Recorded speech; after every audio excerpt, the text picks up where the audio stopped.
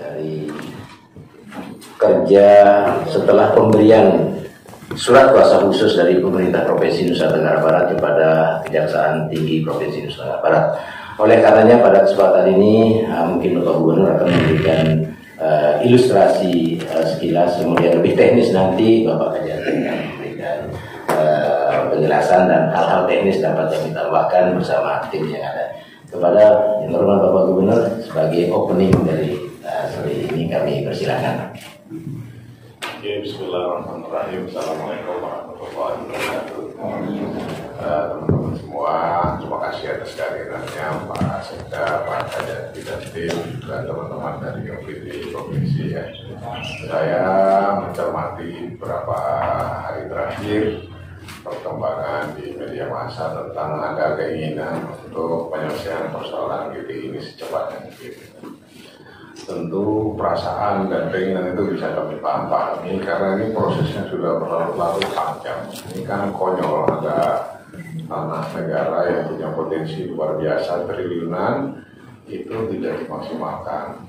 Tetapi sebagai orang baru waktu itu Pak Kajati, kami tentu mempertimbangkan banyak masukan-masukan, salah satunya dari kajian hukum yang ada di tempat kami sendiri dari pakar hukum, kemudian ada dari KPK, bahkan ada juga dari usulan dari DPRD. Nah waktu itu memang opsinya yang diberikan karena waktu itu kita juga supaya memaksimalkan fungsi teman-teman kejaksaan sebagai pengacara negara, kami minta pendapat teman-teman kejaksaan ini. Ternyata ada dua opsinya, yaitu pemutusan kontrak, kemudian yang kedua itu adalah adendum. Nah ini sebenarnya kalau disuruh memilih itu kami memilih memutus kontrak ya. Tapi waktu itu belum menjadi keputusan akhir karena kami mau mendengar dulu feedback kalau keputusan Pemda memutus kontrak, apa kira-kira reaksi dan feedback dari PT GTI. Kalau PT GTI mengatakan ya nggak apa-apa kami putus kontrak, ya selesai, kita pasti akan milih putus kontrak, kita cari investor yang lain untuk mengembangkan daerah ini. Tapi kalau misalnya PT GTI-nya keberatan, nah, karena dia masih punya durasi atau waktu sampai 2026. Nah, kalau dia keberatan, apalagi ini sampai berlanjut panjang ke pengadilan, ini kita perlu hati-hati karena bagaimanapun prinsip pemerintah Pak Jokowi presiden kita itu adalah bagaimana memastikan semua daerah dan negara kita itu friendly to investment, bersahabat dengan investasi. Bersahabat dengan investasi itu yang paling mendasar itu artinya memuliakan kontrak, memuliakan investasi itu honoring the contract, itu bahasa Inggrisnya, memuliakan kontrak investasi. Nah ini mungkin kalimat yang perlu dijelaskan juga, memuliakan kontrak itu bukan berarti kita memuliakan investor secara berlebihan, enggak. Memuliakan kontrak itu artinya memuliakan investasi itu memuliakan perjanjian, karena orang nggak mungkin akan datang ke tempat kita kalau tidak ada kepastian. Kepastian itu refleksinya salah satunya adalah kontrak. Kalau kita tidak menghargai kontrak, sampai berbusa-busa mulut kita mengundang investor asing itu nggak akan berani datang. Nah, oleh karena itu pihak kejaksaan memberikan kita masukan. Kalau misalnya GTI ini menolak ke pengadilan, lama prosesnya, kita nggak dapat apa-apa. Sayang kalau ini jadi mangkrak status quo lah gitu sampai 2026. Nah sedangkan usia politik itu juga ada batasnya. Oleh karena itu apa feedback ya yang lain? Nah mungkin ada masukan tentang adendum dengan catatan-catatan teknis dan lain-lain. Saya nggak mengerti teknis hukumnya, makanya saya minta dengan sangat hormat Pak Kajati bisa menjelaskan sehingga teman-teman kalau ada pertanyaan-pertanyaan masalah teknis dan hukum langsung bisa dijawab dengan Pak Kajati dan tim hukum kita yang ada di sini. Kira-kira gitu Bang. Terima kasih. Terima kasih Pak Gubernur. Langsung kepada yang terhormat Bapak Kajati untuk memberikan uraian. Bismillahirrahmanirrahim. Assalamualaikum warahmatullahi wabarakatuh. Yang terhormat dan sama seperti dikatakan Pak Gubernur, Pak Sekda, rekan-rekan dari OPD, teman-teman DPN, dan yang saya hormati dan saya mengenal BPS. Pertama-tama saya atas nama pimpinan Kejaksaan menyampaikan ucapan terima kasih dan kepada setinggi-tingginya kepada Pak Gubernur yang telah memberikan kepercayaan kepada kami dalam rangka menyelesaikan permasalahan yang ada di GPI dengan memberikan surat kuasa khusus. Dalam pelaksanaan SKK ini kami mengambil jalur notifikasi tanpa pengadilan.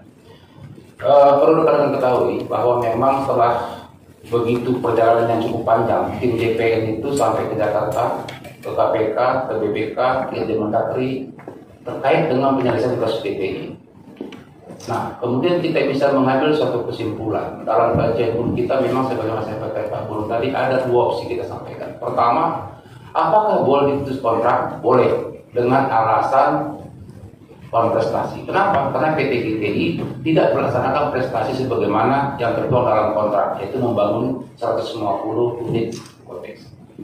Tetapi PT GTI juga dapat membela diri dengan mengatakan bahwa kami tidak membangun konteks tadi, tidak melaksanakan prestasi karena kami keadaan memaksa.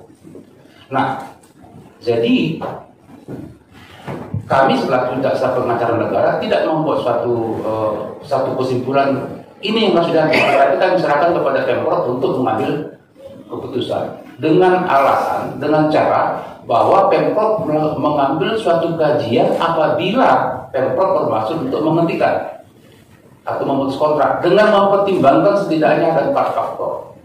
Tadi Pak Gub sudah katakan tadi adanya kepastian investasi. Pak Gub istilahkan tadi memuliakan investor kontrak. Nah, kita saat ini kan memang gencar-gencarnya untuk memajukan tingkat perekonomian masyarakat. Bagaimanapun kita tidak akan luput dan sangat membutuhkan para investor. Bagaimana Pak Gub mengundang investor datang kemari, yang kontrak yang masih ada pun tidak kita muliakan. Itu salah satu bagian. Nah, kita harus kembali lagi bahwa kontrak itu merupakan undang-undang bagi para pihak yang membuatnya, Pak. Jadi setara dengan undang-undang. Jadi kita tidak sembarangan untuk memutuskan satu kontrak yang sudah disepakati bersama, walaupun itu bukan masa Pak Gub. Jadi yang kita tanda itu kemarin gubernur, bukan namanya saja. Nah, ada beberapa hal yang harus diperhatikan. Pertama tadi kepastian. Yang kedua aspek sosial budaya. Yang ketiga masalah pariwisata. Yang keempat yang paling penting menurut saya pikirkan adalah optimalisasi aset pemerintah Provinsi Nusa Tenggara Barat. Nah, kalau misalnya kita berperkara, kita katakan PT GTI tidak setuju dengan kontrak, ini kan berlaku perkara itu setahun, 2 tahun sampai 5 tahun akan jadi masalah. Sehingga ini status quo. Nah, kalau status quo seperti apa yang kita lakukan terhadap aset yang ada? Nah, setelah kemudian Pak Gub berbicara dengan saya, coba dulu Pak Kajati, bagaimana kalau tim DPN menjajaki dengan PT GTI. Kemudian saya minta kepada Pak Gub supaya juga melibatkan Pak Sekda. Nah, saya katakan, saya garis bawahi kepada tim DPN bahwa saya tidak, artinya kita pengacara negara tidak akan mengadendum kontrak, dalam arti kita akan adendum dengan penyesuaian peraturan yang sekarang kalau tidak ada jaminan dari investor bahwa mereka betul-betul punya modal. Kita tidak mau terulang yang 2 kali. Karena dulu mungkin mereka tidak punya modal, kita katakan. Mungkin itu yang berkembang sekarang. Tetapi kalau tanpa ada modal mereka, tidak ada gunanya kita adendum kontrak ini. Nah, setelah kita jajaki kembali, ternyata mereka memang sangat berminat, Pak. Sangat berminat, dan mereka punya uang untuk investasi. Malah tahap pertama mereka nanti akan bangun sarana prasarana seandainya kita sudah sepakati nanti untuk diadendum kontrak ini dengan penyesuaian pada suku paten menghadap. Karena yang dulu tahun 66 sudah dicabut. Nah, ada beberapa hal yang harus kita sesuaikan dengan aturan yang ada. Jadi terkait dengan pemberitaan mungkin bukan domain saya, karena ada beberapa memang statement di berita itu pasal interpelasi, saya bukan domain saya untuk menjawab. Mungkin nanti dari Pak Sekda atau tim hukum dari keberaturan, karena itu memang atas rekomendasi dari DPRD. Tetapi yang penting kita ingat, berdasarkan konsultasi dan diskusi dengan KPK, dengan BPK, izin Kemendagri, semuanya mendukung untuk dilakukan adendum. Nah, jadi sesuai dengan apa yang kita sepakati saat ini. Jadi untuk meluruskan ini, pemberitaan yang lalu yang sempat keluar dari Kasih Penkum kami bahwa Pak Gubernur masuk memutuskan kontrak, itu memang maunya Pak Gubernur, tapi belum melalui kajian. Itu membuktikan bahwa Pak Gubernur itu bukan begini-gini sama investor gitu. Tetapi setelah kita kaji, tidak, ternyata lebih banyak mudaratnya Pak kalau kita putus daripada kita adendum.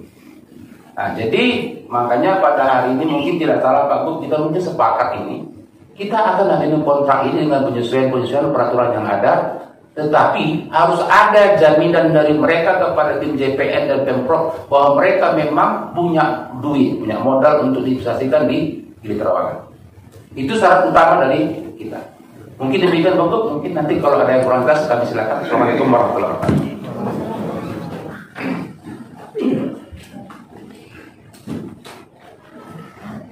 Baik, teman-teman, secara garis besar demikian sikap akhir terkait dengan proses panjang selama ini, dan ini satu tahapan sudah selesai di konstruksi hukum sedemikian rupa oleh JPN. Kajian-kajian hukum sebelumnya yang ada bolong-bolongnya dalam kerja tahap pertama ini alhamdulillah sudah demikian rinci, detail, dan sampai pada keputusan sekarang ini.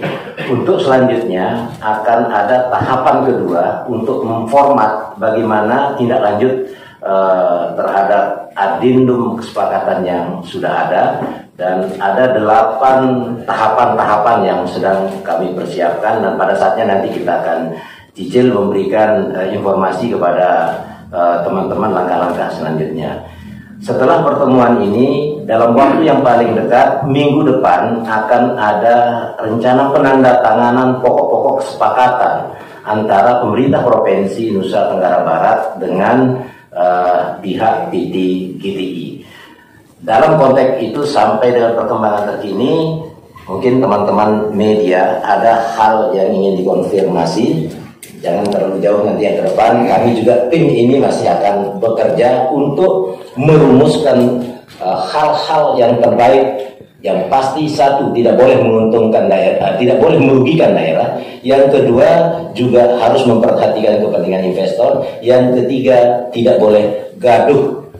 Ini pesan dari Kementerian Dalam Negeri, dari KPK dan lain sebagainya, mengakomodir juga kepentingan di bawah. Dalam hal ini para pengusaha yang selama ini memanfaatkan lahan-lahan Pemda dimaksud. Agenda penertiban sudah kami akan siapkan, dan nanti akan berproses tindak lanjut kerjasama ini dengan jaksa pengacara negara. Teman-teman media, ada yang ingin dikonfirmasi? Assalamualaikum warahmatullahi wabarakatuh. Saya Bram dari Detik NTT. Soal keputusan tadi, adendum atau memperbarui ulang kontrak itu akan ada ancaman serius dari gedung sebelah untuk melakukan hal interpelasi, menggunakan interpelasinya mempertanyakan soal ini. Bagaimana respon Pak Gubernur dalam hal ini? Terima kasih Pak Bram ya. Saya ini kan kebetulan pernah jadi anggota DPR juga. Artinya interpelasi itu bukan sesuatu yang harus ditakuti juga. Yang anggota DPR itu punya hak untuk melakukan interpelasi atau mendengar keterangan sebenarnya. Dan kalaupun ada interpelasi, keterangan yang akan disampaikan tidak beda jauh dengan apa yang saya sampaikan sekarang juga. Kecuali kalau ada motif-motif tertentu yang membuat kita ketakutan memutuskan kontrak, mungkin kita khawatir. Tapi tanpa beban apapun ya. Seperti saya katakan tadi itu, kalau masalahnya sesederhana yang seperti Adinda katakan, setelah kita putus kontrak bisa kita serahkan pada investor lain dengan senang hati kita lakukan. Tapi itu nggak bisa begitu, karena mereka masih terikat kontrak sampai tahun 2026. Coba saya putuskan kontrak sekarang, mungkin ditepukin lah, dianggap berani, jago segala macam, tapi terus kita nggak dapat apa-apa sampai 2026. Nah sekarang ketimbang kita misalnya setelah dengar masukan dari Pak Kajati banyak mudarat ketimbang manfaatnya, kan kita nggak boleh keras kepala hanya karena ingin ini jadi peristiwa politik saja. Tapi apa yang didapat oleh daerah kita misalnya. Nah kalau menurut Pak Kajati, dengan adendum, dengan minta kepastian ada investasi dan lain sebagainya, daerah bisa dapat sesuatu. Bahkan dalam hal itu lebih terinci, ada pengusaha-pengusaha yang selama ini misalnya sudah kadung ada di sana, bisa nanti bekerja sama dengan pemerintah provinsi, daerah kita akan dapat lebih banyak ketimbang status quo misalnya harus diputuskan. Jadi kalau menurut saya, apa yang disampaikan oleh Pak Kajati itu menurut saya sangat logis, sangat masuk akal ya. Dan kalau disampaikan tadi, kalau misalnya sederhana kita memutus kontrak, kemudian bisa dialihkan pada orang lain, oh itu yang terbaik begitu Dinda. Tapi ini nggak bisa begitu. Saya kira itu Pak ya. Baik, yang Barat. Ya, terima kasih. Assalamualaikum warahmatullahi wabarakatuh. Terima kasih Pak Gubernur, Pak Adendum tadi itu cukup bertanya-tanya sebenarnya. Itu kan masalahnya bagi kami yang sering meliput masalah ini tidak clear. Harusnya Pemprov setelah sekian puluh tahun di PHP lah bahasa Lombok Tengahnya itu, jadi di PHP tapi kok membiarkan. Memang ada permasalahan sosial di situ. Nah, kemudian alasan tidak mengelola dengan alasan ada masyarakat yang menduduki lahan itu.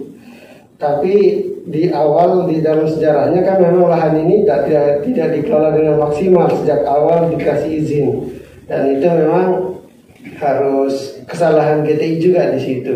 Tidak ada upaya serius untuk mengelola ini.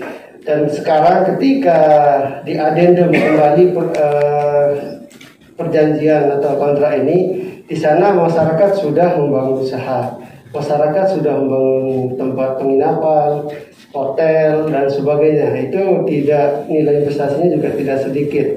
Jadi bagaimana kemudian ketika di adendum mengatur ulang perjanjian, masyarakat yang sudah berinvestasi di sana mau dikemanakan? Ketika mengasih izin kan apakah harus menggusur masyarakat yang sudah ada di situ, ada masjid, sekolah dan sebagainya. Nah itu yang jadi pertanyaan saya. Katakan tadi itu kita tidak mau apa yang terjadi sebelumnya itu terjadi lagi.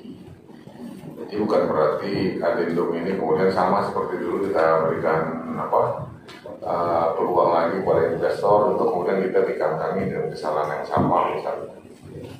Tapi yang diinginkan oleh Pak Kajati dan tim kejaksaan ini, kita adendum itu tapi dengan bukti yang kuat.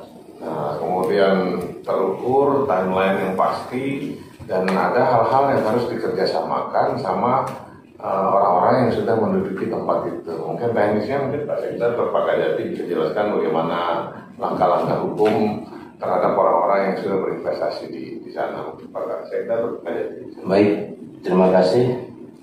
Terkait dengan masyarakat yang sudah berinvestasi, tadi kami sebutkan bahwa kepentingan dari adendum ini harus memperhatikan 3 kepentingan. Pemerintah provinsi tidak dirugikan, harus ada optimalisasi dalam pemanfaatan aset. Yang kedua, kita menghargai investor karena kita masih terikat dalam kerjasama. Yang ketiga, kami juga masih memperhatikan masyarakat yang ada di sana dengan ada masa transisi. Nah, secara detail pengaturan itu akan berproses dalam minggu-minggu yang akan datang. Jadi kami pastikan akan memperhatikan dengan sungguh-sungguh posisi masyarakat, tanda kutip pengusaha ilegal yang ada. Yang tadi itu, yang bagaimana investor kerjasama sama Pemprov.